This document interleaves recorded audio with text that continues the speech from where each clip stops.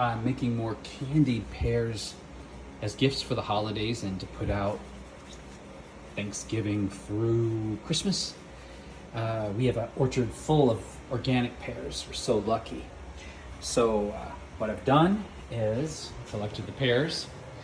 If you want to be extra clean or extra cautious, you can wash these in a little bit of water. Like imagine filling a bowl, a medium-sized bowl with water and adding a cup of white vinegar. The white vinegar is a really great cleaning agent, and it acts just like bleach but without the harsh chemicals.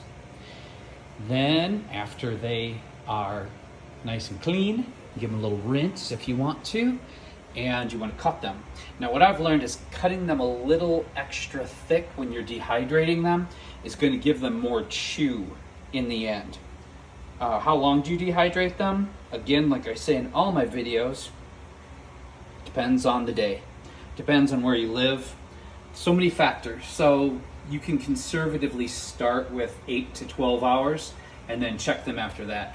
You don't want to over dry them because then they get too tough and they're hard to chew. So finding that honey spot is the art of dehydrating.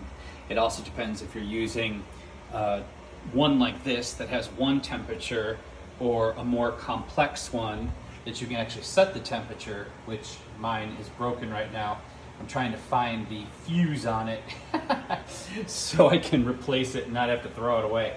My oven's been pretty handy though also. I have a dehydrator sitting on my gas stove, gas oven, excuse me.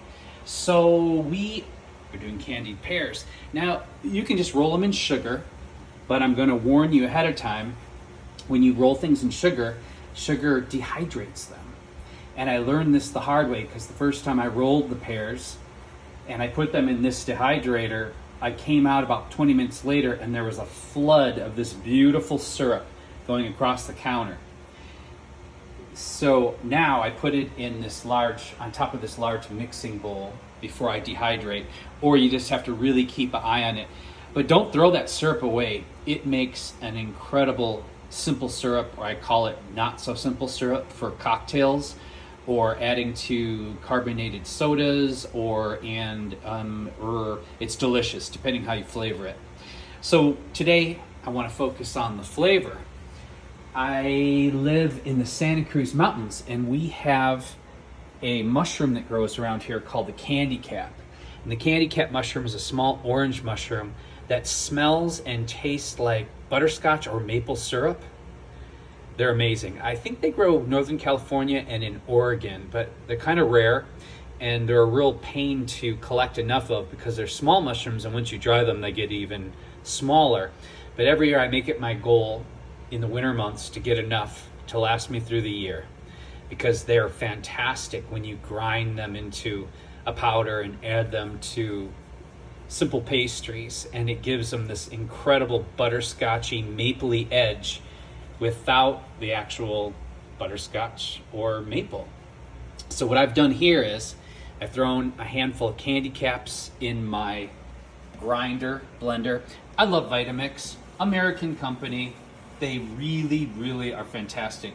At first I thought Vitamix was just an overpriced blender, but it is so much more than that. I use mine almost daily.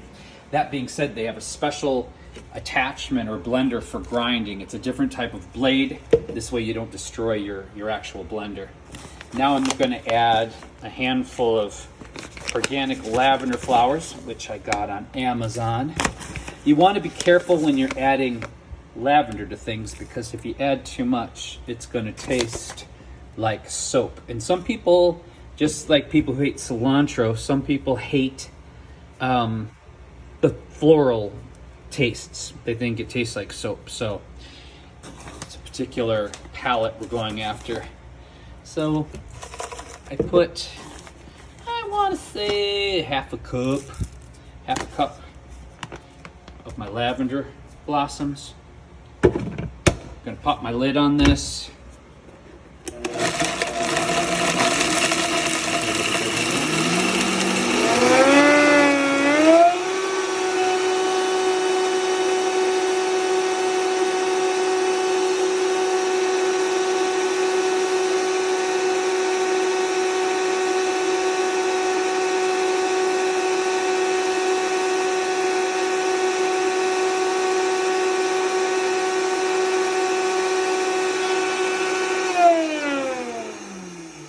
going to grind it until I see it's turned into this beautiful powder.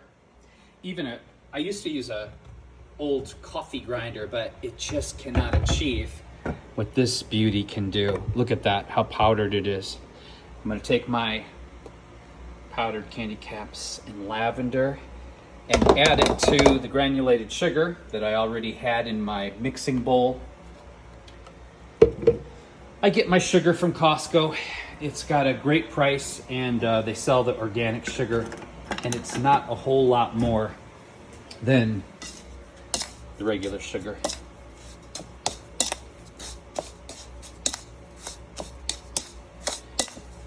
Oh my God, the smell.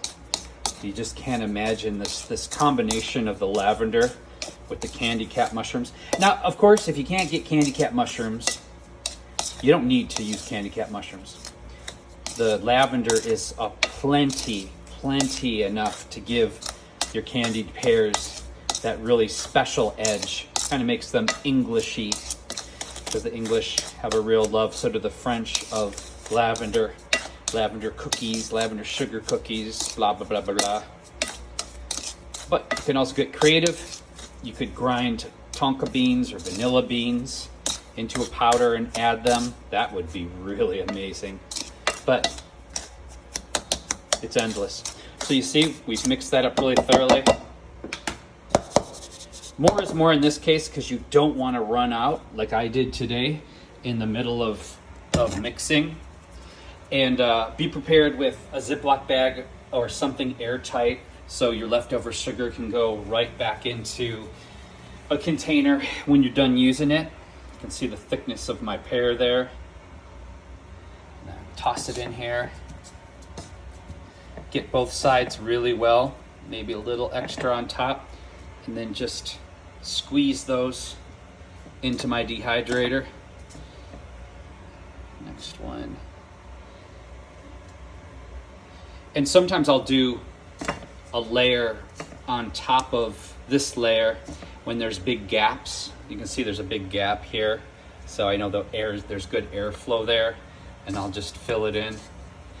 And then we're just going to let these dehydrate until they're not too crunchy, not too dehydrated, but dehydrated enough that it's like a dried fruit. So you want like a leathery texture to it, and they are incredible, especially with the candy cap mushrooms, because it's this after flavor you get that just fills your mouth with this rich butterscotchy mapley flavor. I can't even describe it.